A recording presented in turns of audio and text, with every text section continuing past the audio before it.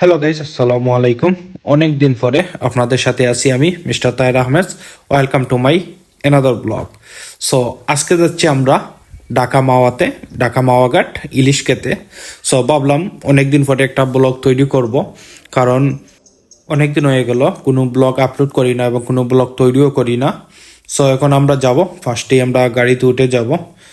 এখন আমরা গাড়িতে উঠে গেছি, এখন চলে যাব। গাড়িতে আছি আমি, আমার বড় ভাই এবং ছোট ভাই, সাথে আছেন আমার ভাবি। তো তারা দেশে আসছে ছুটি কাটাতে। তো সেখানে এসে আমরা ঘুরতে যাব মাওয়াতে ইলিশ খেতে। তো এখানে দেখা যাচ্ছে আমাদের বাড়িতে রাজহাঁস, কারণ রাজহাঁস আমরা রাখছি বাড়ির জন্য, একটা সুন্দরের জন্য। এত বড় বাড়ি যদি রাজহাঁস নাই থাকে তাহলে কি হয়। তো রাজহাঁসের বাচ্চা নিয়ে বাইরেছে, যাওয়ার সময় দেখতেছি এটা আমাদের বাড়ির মেইন গেট। সো আর বাকি গ্রামের রাস্তা তো দেখছেন অনেক আগেই, অনেক ব্লগে। তো আমরা মেইন রাস্তায় চলে আসছি, এখান থেকে যাব আর আপনাদের সাথে কথা বলে বলে যাব এবং রাস্তাঘাট দেখাবো। সো আমরা এখন ভৈরব ক্রস করছি, আর তারপর ভৈরব ক্রস করি নাই, এটা ভৈরব এলাকায় ধরে। তো আমরা এখানে নাস্তা করবো, আমরা আছি এখন জান্নাতে, বাট এদিকে জান্নাত বন্ধ। পরে চা নাস্তা বলতে আমরা চলে যাই এই আরেকটা জনতা রেস্টুরেন্টে, সেখানে আমরা লাঞ্চ করি। খাওয়া দাওয়া করে আমরা বেরিয়ে যাই, এসেই দেখি এখানে রাস্তার মাঝে জাম আছে। সো জাম তো থাকবে, এটা স্বাভাবিক, ঢাকা যাচ্ছি, জাম তো একটু পাবে। এখানে নারায়ণগঞ্জে আছি, নারায়ণগঞ্জেও রাস্তাঘাট অনেক সুন্দর। তো এখন ঢাকায় ঢুকে যাব। ঢাকায় ঢুকেই হয়তো ফার্স্টে আমরা জাম পাবো, কারণ ঢাকা তো জামের শহর, সব সময় জানি। কারণ জাম যদি ঢাকায় না থাকে তাহলে ঢাকা মনে হবে না। তো জামে বসে বসে বসে আমরা যাব এখন ঢাকা এই হোটেল ক্যাপিটাল, সেইখানে যাব। সেখানে গিয়ে আমরা কিছু নাস্তা পানি করবো, কিছু রেস্ট করব, আমার ফোনও চার্জ দেব, কারণ ফোনে ব্যাটারি লো। সো যদি ফোনে চার্জ না দিই তাহলে তো ব্লগই করতে পারবো না, সব লস হয়ে যাবে। এখানে চা খাচ্ছি, এর সাথে সুগার দিয়ে দিছে এক্সট্রা। তো আমরা এখন চলে যাব মাওয়া পদ্মা ব্রিজে, যেখানে আগে পদ্মা ব্রিজটা দেখে আসি। তো আমি এখানে ম্যাপ বা লোকেশন দেখতেছিলাম, কারণ এই কোথায় থেকে কোথায় যাব, কারণ ঢাকা শহরের সব রাস্তাঘাট তো আমরা চিনি না, আর ঢাকায় শহরে তো খুবই কম আসা হয়। তো আমরা প্রথমেই আমরা পদ্মা ব্রিজে যাব, আর এই রাস্তা হতে অনেক সুন্দর। কারণ শেখ হাসিনাকে আমরা যতই স্বৈরাচার সরকার বলি না কেন, কারণ উনি একটাই ভালো কাজ করছে, পদ্মা ব্রিজ অনেক ভালো একটা রাস্তা ইউরোপের মতন করছে। তো সেটা আমরা দেখে আসলে অনেক ভালো লাগতেছে। এখানে টুল বক্স, পদ্মা ব্রিজের টুল বক্স, আমরা টুল দিয়ে পদ্মা ব্রিজে উঠবো। তো এখানে পদ্মা ব্রিজে উঠে গেছি, বাট পদ্মা ব্রিজে হয়তো রাতের বেলা আপনাদেরকে সেভাবে সব কিছু দেখাতে পারবো না, কারণ রাতের অন্ধকারে অত অনুভব করার মতন কোনো কিছু নাই। দিনের বেলা হলে তো আমি আপনাদেরকে ভালোভাবে দেখাতে পারতাম। আর এখানে গাড়ি থামানো নিষেধ পদ্মা ব্রিজের উপরে, শুধু চলন্ত অবস্থায় দেখে যেতে হবে। তো আমরা ওই উত্তরবঙ্গের এই রাস্তায় যাব, কারণ আমরা শুধু পদ্মা ব্রিজটা ঘুরবো এবং আবার চলে আসবো। আর আমাদের এখান থেকে তো টুল বক্সের ফি নিয়েছে, আসলে টুল বক্স খরচ করাও অনেক টাকা, আপ ডাউন দুইবার দিতে হবে, একবার যাওয়ার সময় একবার আওয়ার সময়। সো পদ্মা ব্রিজ আসলে অনেক লম্বা এবং অনেক সুন্দর একটা রাস্তা করছে, এবং আমি ফানিটা দেখতে পারতেছি না কারণ অন্ধকার ছিল। তো যাই হোক, শেখ হাসিনার একটি অবদান থাকবে বাংলাদেশে, এই পদ্মা ব্রিজ। আমি নিজেও শেখ হাসিনাকে দেখতে পারি না, তবে যদি অনেক খারাপ কাজের মাঝেও একটা ভালো কাজ করছে পদ্মা ব্রিজটা করে। যাই হোক, হয়তো অনেক টাকা মেরে খাইছে পদ্মা ব্রিজের মাধ্যমে, কিন্তু পদ্মা ব্রিজটা তো করে গেছে, নাহলে তো আমাদেরই এই পাশে অনেক বিভাগ, তারা অনেক কষ্ট করতো। পদ্মা নদী যেটা ক্রস করতে অনেক কষ্ট হতো, ওদের ফেরি ঘাট এগুলো তো তো পার হওয়া আসলে অনেক কষ্টের একটা বিষয়। এখন ইজিলি সবাই ওপার থেকে এপার থেকে ওপারে যেতে পারে, অনেক মানুষ জব করতে পারে, টাকাতে এসে কাজ করতে পারে। তো যাই হোক, এখানে আমরা টুল বক্স দিব, আমাদের টাকা রাখতেছে পদ্মা ব্রিজের, আমরা একবার ঘুরে গিয়ে আসছি। এখন আমরা পদ্মা ব্রিজের টুল বক্স দিয়ে চলে যাব মাওয়াঘাটে, যার জন্য আমরা আসছি ঢাকাতে, যে ইলিশ খাবো। আসলে মাওয়াতে তো আমরা সবসময় ইউটিউবেই দেখি যে ইলিশ খাওয়া, আজকে আমরা নিজেই যাব এবং নিজেই ভিডিও করব। চলে আসছি এখানে আমি মাওয়াঘাটে, আর মাওয়াঘাটে আসলে অনেক সুন্দর লাগতেছে, অনেক দোকানপাট, কোনটায় খাবো আসলে বুঝতে পারতেছি না, অনেক বড় হয়ে গেছে। শুনতেছি এগুলো নাকি আগে ছিল না, এটা 5 তারিখের পরে হয়েছে এরকম, নাইলে আগে কয়েকটা দোকান ছিল, বা আওয়ামী লীগের কিছু মানুষদের আন্ডারে ছিল, তারা বিজনেস করতো। তো আমরা প্রথমে একটা দোকানে যাই, যেটা একবারে নদীর পাড়ে, তবে সেখানে গিয়ে তো আমরা অবাক হয়ে যাই যে তাদের মতন সিটার বাটফার অনেক কম আছে দোকানের মতো। সো আমরা এখানেই যাই। সো আমরা দেখতেছি অনেক মানুষ, আর এখন তো রাত বেশি বাজে নাই, মেবি আমি ঘড়ির টাইমটা ভুলে গেছি, মেবি 11টা সামথিং। সো রাত 1টার পরে অনেক প্রচুর মানুষ হয়, কারণ এটা হচ্ছে রাতের বেলা বিজনেস। সো 1টার পরে প্রচুর মানুষ হয়। তো আমরা তো 1টার পরেও আসছি দেখে, এখানে আমরা আগে ইলিশ দেখতেছিলাম। তো ভাই ইলিশ দেখাচ্ছে, বাট এগুলো ছোটো ছোটো ইলিশ ছিল, আর একদমই ভালো ছিল না। উনি বলতেছে আর ইলিশ নাই, আর নাকি ইলিশ পাওয়া যাবে না, সেগুলোর দামও চাইছে অনেক বেশি, 1400 টাকা পিস। পরে একটা পিস বড় বাইর করছে, বলে আর ইলিশ নাই। পরে আমরা অন্যগুলো আমরা নিজেরাই চেক করছি, দেখি অনেক ইলিশ আছে, বাট তারা দেখাতে চাচ্ছে না কেন, আমি নিজেই জানি না কেন দেখাতে যাচ্ছে না। সো শেষে আমরা এখান থেকে রাগ করে আমরা অন্যটায় চলে যাই। সো এর আগে আমরা এখানে দাম দর করি, আমরা তো ভাবছি আর ইলিশ নাই, এগুলোই খেয়ে নিতে হবে, অনেক দূর থেকে এসে খেয়ে তো ছোটো ইলিশ খাবো, কারণ আমাদের এলাকায় তো সেম ইলিশ পাওয়া যায়, আমাদের এলাকায় তো ইলিশ যায়, কিন্তু বড় ইলিশ তো নাই। বড় ইলিশ খেতে এসে ইলিশ পাচ্ছি না, ছোটো ছোটো ইলিশ, জাটকা ইলিশ, এগুলো তো খেতে চাই না। তো আমরা দেখি এগুলা খুলে দেখার পরে গেল, আমরা ভাবলাম তো হয়তো ওরা টকবাজ। এখানে আপনারাও সাবধানে আসবেন, কারণ ওরা আগে ওই যে নষ্ট হয়ে গেছে পচা ইলিশ, এগুলো আগে সেল করতে চাইছে, তারপরে ভালোগুলা সেল করবে। এজন্য ওগুলো আগে যেগুলো নষ্ট হয়ে যাচ্ছে ওগুলোই আগে সেল দেওয়ার চেষ্টা করতেছে, বলতেছে আর ইলিশ নাই, আস্তে কেওয়াঘাটে নাকি এছাড়া কোনো ইলিশ পাওয়া যাবে না, এই সাইজের ইলিশ, ইচ্ছা করে ইলিশ নাকি নাই। পরে তাদের কাছেই দেখা যাচ্ছে অনেক ভালো ইলিশ, তাজা ইলিশ এনে রাখছে। তো কিছু করার নাই, তারা এইভাবেই করছে। বাট আমরা চলে গেলাম আরেকটা রেস্টুরেন্টে। আসছে তো দূর থেকে বড়ই চিটাঙ্গি ইলিশ বেশি না ভাই। তাহলে কি কোন জায়গায় ইলিশ? কত গেলাম রাজা মোটা মাছ চওড়া। এটা কোন জায়গার ইলিশ? সুরেশ্বরের সুরেশ্বরের। এটা এরকম 2600 টাকা কেজি। পিস কত এটা? মাছ তো নরম। এটা 3500। কোন মাছ নরম? এই তো মাছটা নরম। লেজার করে টিভি যদি কোন মাছ নরম তাহলে কেমন নিবে? গাদা ধরেন। না এইখান লেস তো নরম আছে। কত দাম? এটা এইটা এই পিস বলেন ডিম হবে এটার ভিতরে? এটা 3500 টাকা দিবেন। ডিম হবে ডিম? হালকা একটু। ডিম হবে কোনটা সেটা বলতে পারবেন? এটা ডিম হবে? ওইটাই বলে। এটাও ডিম হবে, সমস্যা নেই। আমরা তো শিওরই বলেন, একটাই খাবো। নেন কোনটা নেবেন? কত দেওয়া এটা কমায় বলেন এটা কোনটা দেবো? এইটা কত?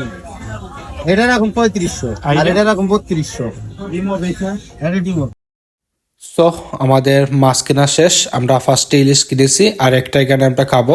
সো এক ভাই এখানে মাছ কাটতেছে, ভালো করে পরিষ্কার করতেছে, এখানে মাছ পিস পিস করে নিবে বাজার জন্য, আর লেস দিয়ে আমাদের জন্য আলাদা একটি ভর্তা করবে। আসলে ইলিশ মাছের ভর্তাটাই আসলে মেবি অনেক স্পেশাল হবে, কারণ আমি তো অনেক ইউটিউবে দেখছি, ভিডিওতে দেখছি লেসটাই স্পেশাল হয় ভর্তা। তো এখানে বেগুন এবং নুন না লবণ এবং হলুদ দিয়ে মিক্স করবে ভালো করে। আর এখানে একটা কাঁকড়া নিছে আমার ভাই সুবাই এলে কাঁকড়া খাবে। সো কাঁকড়া ফার্স্ট টাইম, কারণের আগে কখনো কাঁকড়া খাইনি, আমাদের সিলেটে কাঁকড়া একদমই খায় না। সো কাঁকড়াটা রাখলাম স্পেশালি আপনাদের জন্য দেখাবো, বাট না আমার তো একটু অন্যরকম লাগতেছে কাঁকড়া দেখে। তো কাঁকড়ার জন্য আমরা আলাদা তেল দিয়ে ভেজে নিব, ইলিশ মাছের তেলে কাঁকড়া ভাজবো না। তবে কাঁকড়া একটু হলো টেস্ট করতে হবে, দেখতে হবে কাঁকড়া কেমন। সো এখানে আগে ইলিশ মাছ ভেজে নেব, লেস দিয়ে দিচ্ছে, এখানে লেসটা আগে দিয়ে দিছে, কারণ লেসটা আগেই নিয়ে নিবে, কারণ এইটা দিয়ে স্পেশাল ভর্তা করবে। সো দেখি আর কি ভাই আর একটু লবণ দিয়ে দিচ্ছে, ভাবতেছে লবণ হয়তো কম হয়ে গেছে।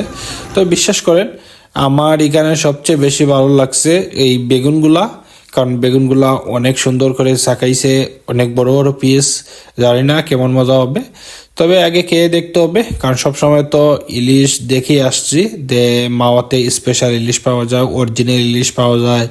আসলে অরিজিনাল না ফেক এটা আল্লাহই ভালো জানেন, যে আমাদের দেশি ইলিশ কিনা, হয়তো চিটাগাঙ্গের ইলিশ নয়তো বার্মা ইলিশ, সব কিছুই আল্লাহ জানে। তবে আমরা আশা করতেছি তো অবশ্যই ভালো হবে, বাকিটা আল্লাহর উপর।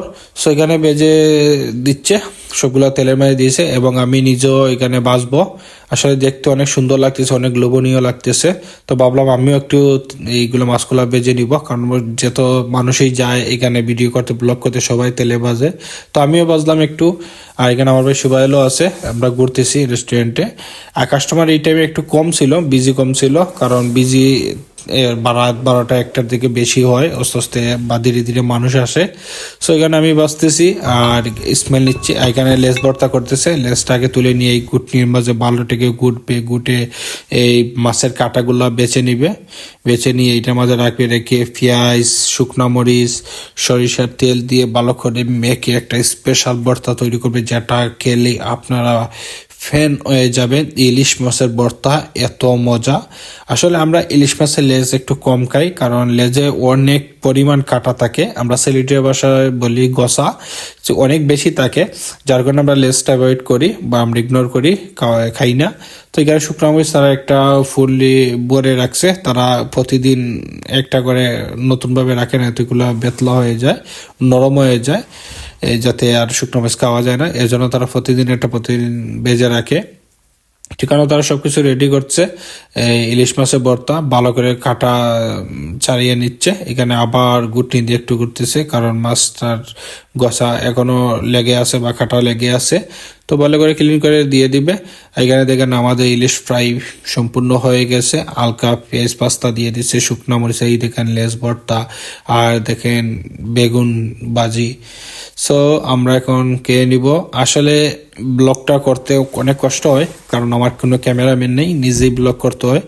সো আর ক্যামেরাম্যান থাকলে অনেক ভালো হয়, যেমন আগে সবসময় যদি আমার ফ্রেন্ড বন্ধু থাকে সাথে, তাহলে তো অনেক ভালো হয়, ওরা ক্যামেরাটা সুন্দরভাবে ধরতে পারে, বা আমার বাগনা রাইম থাকলে হয়। কারণ আজকে অনেক দূরে আসছি, এইটা তো আমাদের ফ্যামিলি।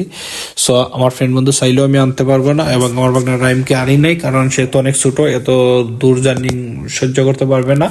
তো আমরা লগে লগে আবার ব্যাক করব সিলেটে, কারণ আমরা এখানে থাকার জন্য আসি নাই, কারণ আমার ভাই তারা শনিবারে চলে যাবে।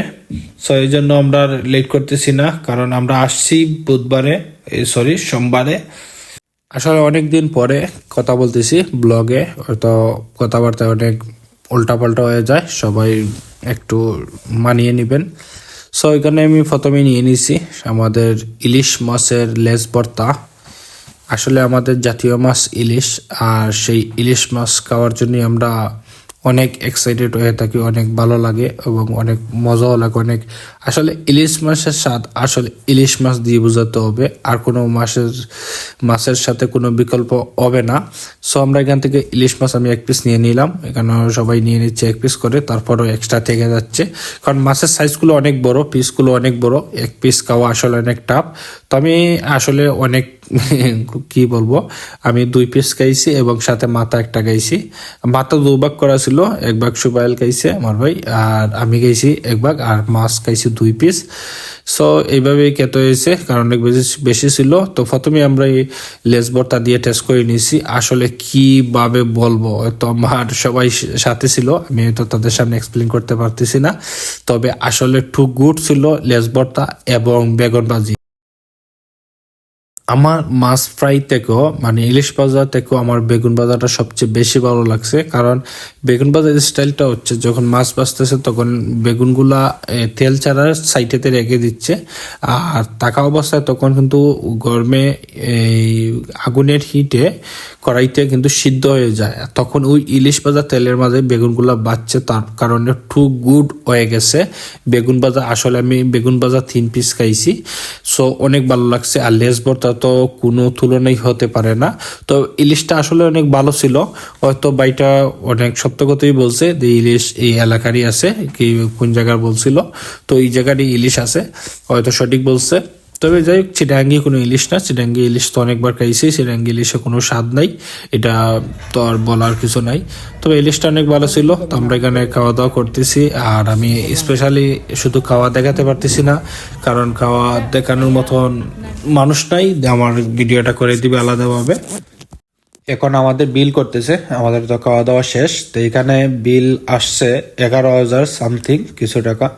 আসলে আমরা এক্সট্রা আরও ইলিশ নিয়েছি, বাড়ির জন্য আরও 4টা ইলিশ নিয়েছি, এজন্য দাম এত টাকা আসছে, বিল এত টাকা আসছে। সো এখন দেখাবো ভিতরে, কারণ এখানেও মেলার মতন আছে, এখানে তান্দুরি চা, মালাই চা, এভরিথিং সব কিছু পাওয়া যায়। আর ফুচকা তো অ্যাভেলেবেল আছে। তো এগুলো আমি ঘুরে ঘুরে দেখতেছি। আর আমার ভাই ভাবি তারা কিছু বাড়ির জন্য কিছু জিনিসপত্র কিনতেছেন, মাওয়াতে আসছে কিছু কিনে নিয়ে যাই। তো সেরকম না যে সবগুলোই আমাদের এখানেও পাওয়া যায়। এখানে বাক্কা সুন্দর ছিল, ফুলের প্লাস্টিকের ফুলের আইটেম, বাচ্চাদের খেলনা আইটেম এগুলো পাওয়া যায়। তোমার আমাদের সাথে আজকে জার্নিং করে কেমন লাগতেছে? ভালো লাগতেছে। ডাইজেশন তো অনেক কষ্ট হচ্ছে না? ইলিশ মাছ খাওয়া ভালো লাগতেছে। এখন আমরা মালাই চা খাবো, টাকার মালাই চা। আমাদের এখানে যেভাবে মালাই চা খাই, আসলে সেখানে এভাবে দেয় নাই, একটু ডিফারেন্ট লাগলো। আর বাকিটা খেয়ে দেখতে হবে। তো উনি মালাই চা আলাদা একটা স্টিলের মগে নিয়ে নেয়, সেখানে চিনি এবং একটা আমাদের মরচা গুড় দিয়ে সেটাকে আবার গরম করার জন্য বসিয়ে দিবে। অনেকগুলো চিনি দিয়ে দিছে, এখানে তো প্রায় 5 কাপ চা বানাবে। হয়তো আলাদা লিকার দিবে পরে কাপের মাঝে। এই দেখেন আবার চুলায় বসিয়ে দিছে, যে এটা আবার গরম করার জন্য। দেখতেছেন কিভাবে দিছে। সো বাকিটা আমরা কে দেখাতে হবে মালয়েশিয়া কেমন হয়। এই তো মালয়েশিয়া দিয়ে দিছে। সো মালয়েশিয়া দেখতেও তেমন একটা ভালো লাগতেছে না, তোমরা খেয়ে দেখলাম ভালো লাগে নাই। সো এখানে দেখেন আরো অনেকগুলা রেস্টুরেন্ট বাইরেতে, মাওয়াতে অনেক গাড়ি।